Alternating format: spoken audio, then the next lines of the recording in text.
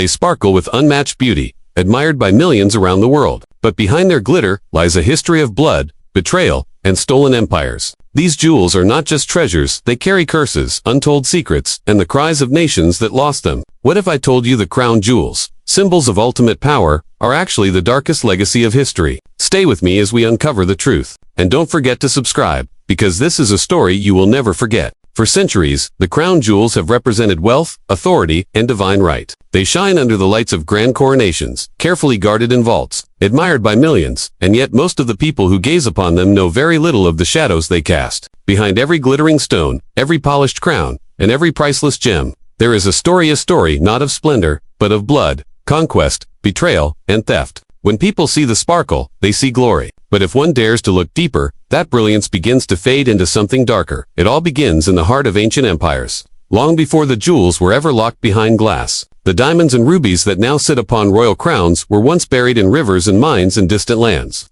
guarded by local communities who believed them to be gifts of the earth, sacred and untouchable. To those people, they were not trinkets to be displayed, but symbols of nature's power. But as kingdoms expanded, as empires reached beyond their borders in search of power, those stones became targets. They were ripped from the earth, taken by force, carried across seas, and placed into crowns that proclaimed ownership not only of land, but of people. The dark secret of the crown jewels is that they are not simply treasures. They are spoils. They tell the story of empire, of oppression, and of greed, dressed up as divine right. To understand this secret, we have to peel back the glittering surface and travel into the past, into the mines of India, the temples of Asia, and the courts of Europe, where power was measured not only by armies, but by the size of a gem set into a golden crown. One of the most famous stones, the Koh-i-Noor diamond, has a tale soaked in blood and conquest. Said to be mined in India centuries ago, the diamond passed through countless hands. Its transfer, a result of betrayal, war, or coercion. It was never given freely. It was always taken. The Koh-i-Noor became a prize of warlords and emperors,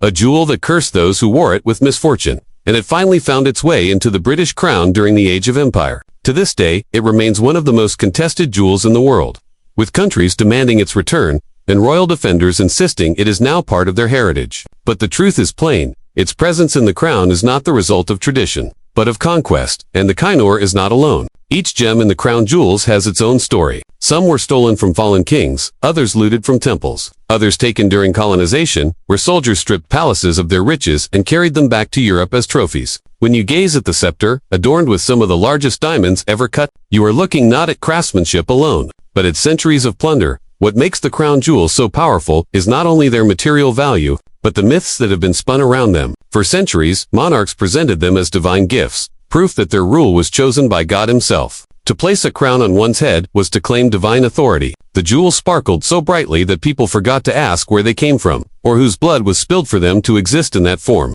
The myth became stronger than the truth. But myths can crack, and secrets can come to light. Imagine the coronation of a king or queen. Thousands of eyes watching, the jewels gleaming under torchlight or television cameras. People applaud, they marvel, and yet in that very moment, a legacy of suffering is being celebrated. The diamonds glint, but in their depths lies the labor of miners who died in darkness, slaves who were forced to dig in perilous conditions, children who never lived to adulthood because of the empire's hunger for wealth. That is the side of the jewels that is never shown, the stories that are never told during grand ceremonies. The secrecy goes even deeper. The crown jewels are not just relics of past conquest, they remain active symbols of imperial pride. To admit their dark origins would be to unravel the very image of royalty itself. That is why their stories are carefully polished, like the gems themselves, with only the beautiful parts left shining. Museums describe their craftsmanship, their weight, their sparkle, but the catalogs rarely describe the massacres or wars tied to their origins. In this silence lies the real, dark secret. It is not simply the blood in their history, but the refusal to acknowledge it.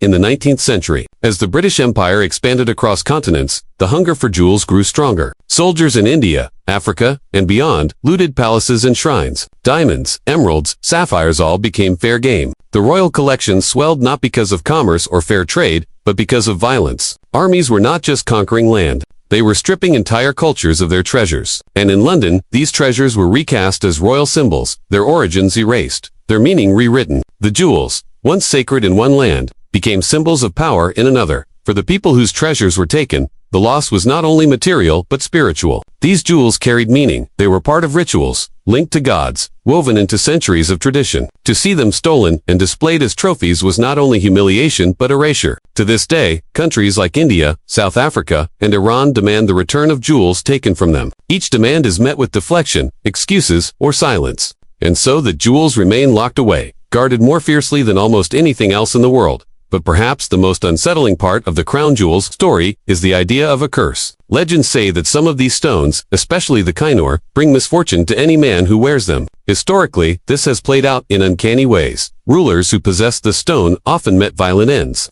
losing battles, or falling to assassinations. It is said that only women are safe to wear the jewel, which is why it rests in the crowns of queens rather than kings. Whether this curse is true or simply folklore, it reflects a deeper truth. The jewels have always carried with them the weight of suffering, and no sparkle can erase that. Every time a monarch steps forward adorned in these jewels, they are not just showing off wealth, but unknowingly carrying forward the ghosts of history. Each gemstone is a witness, a silent reminder of the violence and greed that birthed it. The crowns dazzle the world, but behind them lies a story of shadows. And in that darkness, the real secret of the crown jewels waits to be told. This is just the beginning of that story. The crown jewels may appear eternal, but the truth they hide cannot remain buried forever. To uncover it, we must go deeper into their history, into the courts of emperors, the mines of distant lands, and the vaults where secrets still whisper from the past. The jewels shine brightly, but the hands that touched them before they reached their display cases tell a tale not of beauty, but of pain. And that is the dark secret behind the crown jewels that no coronation wants you to see. The deeper we go into the story of the crown jewels, the clearer it becomes that their history is not a tale of elegance and beauty alone, but of relentless conquest. The empire that held them up as symbols of glory was also the same force that tore them from their rightful places. And to understand this, we have to step into the world of the 16th, 17th, and 18th centuries, when empires were rising and falling, when kings and queens measured their power not only by the lands they ruled, but by the treasures they displayed on their bodies. In those centuries, Europe was a battlefield of ambition. Nations were at war, not just with each other, but with entire continents they sought to conquer. The seas became highways of plunder, carrying spices, gold, and jewels across oceans to fill the coffers of monarchs. The crown jewels we see today are a product of this hunger. They were not born in quiet workshops. They were carved out of wars, carried through the cries of those who lost them. Take, for example, the great star of Africa, known as the Cullinan diamond. This was the largest gem-quality diamond ever discovered, found in South Africa in 1905. At first glance, its story might seem less violent than that of the Koh-i-Noor. It was presented to King Edward VII as a gesture of loyalty by the colonial government of South Africa. But beneath that gesture lies a deeper truth. South Africa was under British rule, its resources exploited, its people treated as second class in their own land. The Cullinan was not freely given by the people, it was taken by a colonial government eager to prove its allegiance. The gift was, in reality, a reminder of who held the power. When the diamond was cut and set into the crown jewels, it became another glittering reminder of conquest, masked as generosity. The cutting of the Cullinan diamond itself was a symbol of domination, split into 9 major stones and dozens of smaller ones. Its largest pieces were placed into the sovereign's scepter and the imperial state crown, icons of British royalty. But to those who knew the truth, it was not simply a diamond, it was a scar, a constant reminder that even the earth itself was not safe from the greed of empire. The crown jewels hold other secrets too, ones tied to bloodshed and betrayal. Rubies, sapphires, emeralds, many were pried from the treasuries of defeated kings or taken after brutal massacres. When Henry VIII dissolved monasteries in England, he seized gold and gems from the church to add to his collection. When Cromwell rose to power, he destroyed many of the earlier crown jewels, melting them down, scattering the gems only for later monarchs to rebuild them, often using stones taken from lands abroad. Each generation of rulers reshaped the jewels, but their foundations were always the same: wealth gained from the suffering of others. This dark pattern is not unique to Britain alone. Across Europe, monarchs measured themselves against each other in jewels. The more dazzling the crown, the more powerful the ruler seemed. But where did these stones come from? From mines worked by enslaved people, from colonies stripped bare, from palaces reduced to rubble. The jewels became symbols of dominance, worn not to inspire loyalty, but to remind subjects and rivals alike that power was absolute. What made them even more mysterious was the way myths were built around them. The crown jewels were said to hold divine power, that the monarch who wore them ruled not just by politics, but by God's will. This myth was carefully cultivated, because it gave rulers an aura beyond human reach. But while the people were told to believe in divinity, the rulers themselves knew the truth. The jewels were human spoils, and their divine power was nothing more than the fear they inspired. In India, where the Koh-i-Noor originated, legends spoke of its curse, that no man who possessed it would remain unscathed. History seemed to prove this true. Dynasties that held the diamond crumbled. Rulers who wore it met tragic ends. Yet, when it was taken by the British, they spun a new tale, that the curse only applied to men, and so only queens could safely wear it. This was not simply superstition, it was a way to mask the diamond's bloody history with a story that fit neatly into their narrative. But curses are not always supernatural. Sometimes they are simply the echoes of history itself. Every time the Koh-i-Noor catches the light, it carries with it the memory of empires that fell, of rulers betrayed, of battles fought for its possession. The curse is not in the stone, but in the greed it inspires. Even today, the jewels remain locked in the Tower of London, guarded with more security than perhaps any treasure on earth.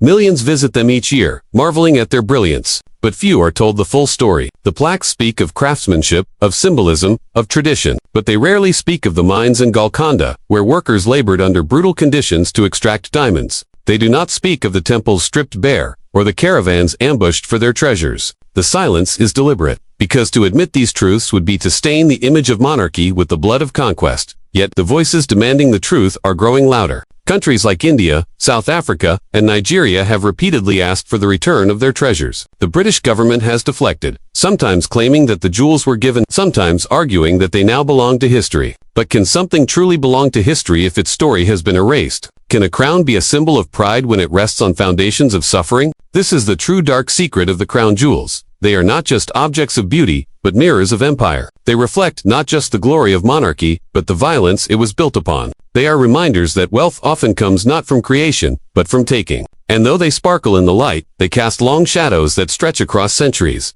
For those who wore them, the jewels were a comforter, reassurance of power. For those who lost them, they were a wound that never healed. And those wounds still exist today. In the debate over whether the jewels should be returned, one hears not just political arguments, but centuries of pain. These are not just objects. They are pieces of identity, fragments of cultures that were stripped away. Imagine standing before the crown jewels today. You see the sparkle, the perfection. But if you look closer, you might hear whispers, the sound of miners digging in the heat, of soldiers storming palaces, of priests weeping as temples were stripped. You might see not the reflection of gold, but of blood. That is the true image of the crown jewels, hidden beneath the glass, invisible unless you dare to look beyond the surface. And yet, despite all of this, they continue to be celebrated. They are displayed during coronations, guarded as if they were the very heart of the monarchy. They are used to remind the world that royalty still exists, that tradition is alive. But tradition without truth is only a mask. The jewels remain powerful, not because of their sparkle, but because of the myths that protect them. And the greatest secret of all is that without those myths, they are nothing more than stones, stained with history. The story of the crown jewels is not finished. As more people learn the truth, as demands for justice grow stronger, the future of these treasures hangs in uncertainty. Will they remain locked in London, symbols of a fading empire? Or will they one day return to the lands from which they were taken, carrying with them the ghosts of history? That is the question that lingers. The jewels may shine forever, but the truth cannot be hidden forever. And as we dig deeper into their history, we find not just secrets, but revelations that may yet change how the world sees them, and how the world sees those who wear them.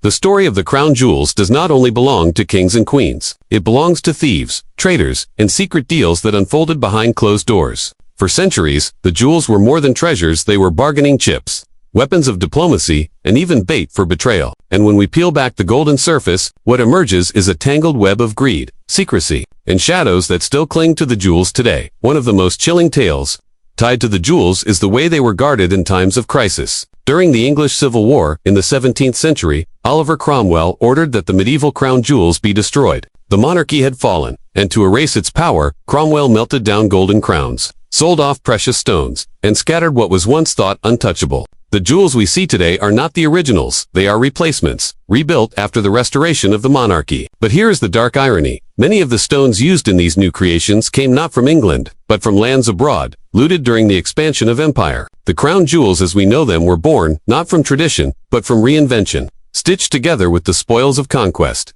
Hidden within this reinvention are stories of betrayal. Consider the fate of the Scottish regalia, known as the Honours of Scotland. During times of unrest, they were hidden away, smuggled across castles, even buried in the ground to keep them safe. But safety was never guaranteed. Ambitious nobles, desperate for favor, often revealed their hiding places in exchange for power. The jewels were not just treasures, they were temptations, luring even the most loyal into treachery. And every time they were betrayed, they carried with them the shadow of dishonor, perhaps one of the darkest layers of the crown jewels.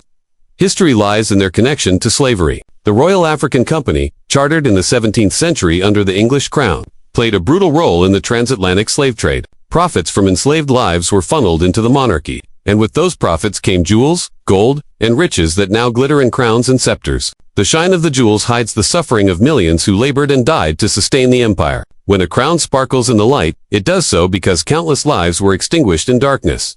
Even the transport of jewels across oceans is marked with peril. Caravans laden with gems were ambushed by bandits. Fleets carrying treasures were attacked by pirates. Some jewels disappeared entirely, swallowed by the sea, while others were seized by rival empires and recut to erase their past. Every gem has a hidden journey, and most of those journeys are soaked in fear. The Koh-i-Noor itself passed through the hands of Persian kings, Afghan rulers, Surg Maharajas, and finally British monarchs, not through peaceful exchange, but through battles, assassinations, and coercion. Each new owner believed they had conquered fate by possessing it, yet each eventually fell. The jewel does not stay with any one ruler for long, but it is not only theft and conquest that haunt the jewels, it is also myth. Some believed that jewels were alive, carrying within them the souls of those who suffered for them. Ancient rulers whispered that stones could bring luck or destruction, health or madness. The British monarchy took advantage of these beliefs, weaving their own myths into the jewels. The imperial state crown, for instance, was said to symbolize divine right, but to those who knew the stories of its stones, it symbolized something far more sinister, a cage of blood and power. When the jewels were displayed, they became theater. During coronations, when the crown was lowered onto the head of a monarch,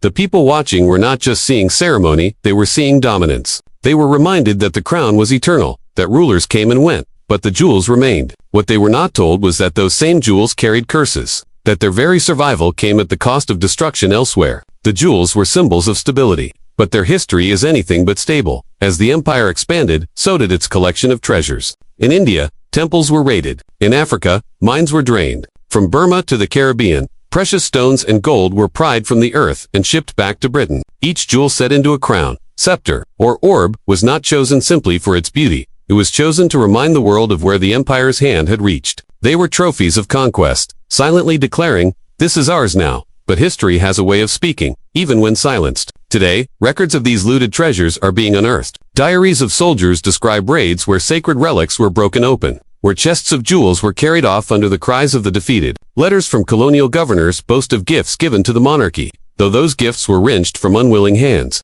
The deeper you dig, the clearer it becomes. The jewels are not gifts of love, but spoils of domination. What makes this darker still is the way the monarchy has guarded the jewels, not just physically, but they are encased in glass, guarded by armed men, presented as symbols of heritage. But the heritage presented is selective. The violence is omitted, the suffering erased. In its place is a fairy tale of continuity, of unbroken tradition. But every stone cracks that fairy tale open, revealing the truth beneath. Even those who dared to challenge the jewels faced consequences. Throughout history, voices demanding the return of treasures were silenced. Rulers who resisted the empire's hunger for jewels were defeated. Cultures that tried to protect their relics were punished. The jewels are not just objects. They are victories carved into stone. Victories that came at the cost of countless defeats elsewhere. Yet the jewels also hold irony. For all their power, they could not protect those who wore them. Kings were executed, queens deposed, empires collapsed. The jewels survived, but their owners did not. They are eternal, not because of divine protection, but because they are scavenged over and over, rebuilt after each fall. They are survivors not of fate, but of theft. The darkest truth of all may be this. The jewels are not just relics of history, they are living symbols of injustice. Each time they are paraded before the public, they repeat the same story. Wealth built on suffering, beauty carved from violence. And as long as they remain locked away in London, displayed without truth, that injustice continues. But shadows cannot last forever. As the world changes, as the voices of the past grow louder, the question is no longer whether the jewels are beautiful, light is whether they are rightful. And in that question lies the heart of the crown jewel's darkest secret. The story of the crown jewels does not end in dusty vaults or ancient coronations, it continues today. Surrounded by controversy, silence, and demands for justice. For centuries, the monarchy has showcased the jewels as symbols of tradition, pageantry, and national pride. But in recent years, those glittering stones have become the center of a storm, their dazzling light casting darker shadows than ever before. When the crown jewels are displayed during ceremonies, whether at royal weddings, coronations, or jubilees, they are presented as timeless. But the world watching them now is not the same as the world that once knelt before kings. People are asking questions, uncomfortable questions. Where did these stones come from? Who paid the price for their beauty? Why are they still locked in the Tower of London, claimed as British heritage? when their origins are scattered across the world. At the center of this storm lies the Koh-i-Noor diamond, perhaps the most infamous gem in history. It sits in the Queen Mother's crown, but its journey is soaked in blood. Taken from India under coercion, the diamond has been claimed by multiple nations: India, Pakistan, Afghanistan, even Iran, insisting that it belongs to them. Each claim is a reminder that the jewel is not a gift, but a prize of conquest.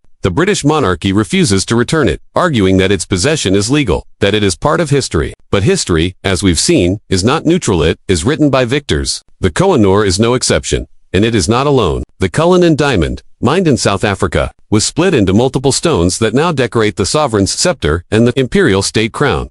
While officially described as a gift from South Africa, many argue that it was no gift at all, but a transaction forced by colonial control. The same story repeats across Africa, Asia, and the Caribbean.